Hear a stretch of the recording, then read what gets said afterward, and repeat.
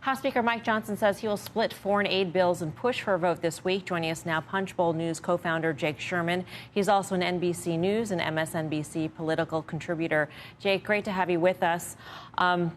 Is the Speaker's fate really hanging in the balance here? Absolutely. There's been a group of Republicans for a long time that have suggested that if Johnson puts any Ukraine aid on the floor, his job would be in danger. And I think that that's still very much a live option. Now, the question is a few things. Number one, do they want to replace a speaker again? Do they want to replace a speaker in the middle of an election season when that speaker is raising money for the party? He raised $20 million last quarter for House Republicans. That's a very important job, probably a good 50% of what he has to do. And to be honest with you, the majority of the House of Representatives is in favor of Ukraine aid. It is in favor of aid to Israel, especially after the Iranian attacks on Israel, and is in favor of aid to Taiwan. So these are our three big priorities. And on top of that, Republicans are in this bill. They're planning to, we'll see if it's able to happen, planning to do things like ban TikTok, sell off seized Russian assets. So this is a big package and a big moment for Mike Johnson and the House of Representatives.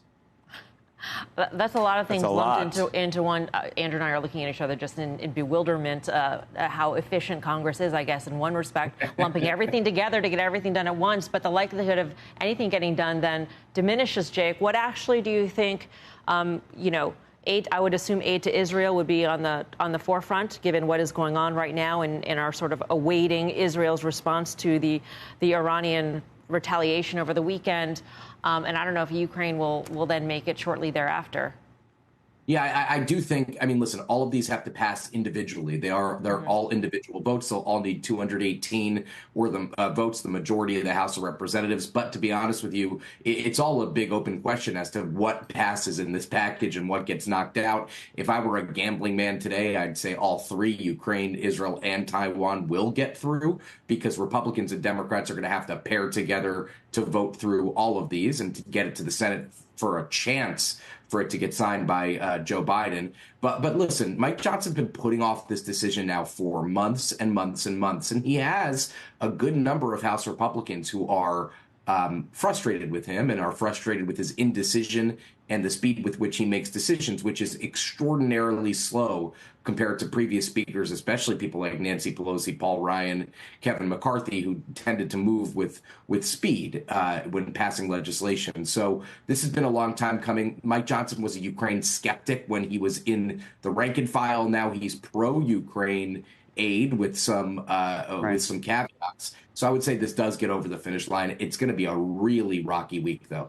Jake, if it does get over the finish line, does he still have his job when it's over? Marjorie Taylor Greene and others, I imagine, are gonna do everything they can to throw him over. No?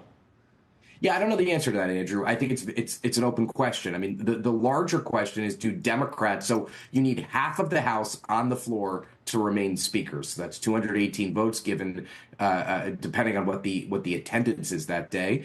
Democrats have signaled that they would save him from Republicans. They would vote for him or not vote at all if he did the quote unquote right thing when it came to Ukraine. Now, I think this would qualify as the right thing. Most likely, we'll have to see if the proof is in the text, which we should see later today.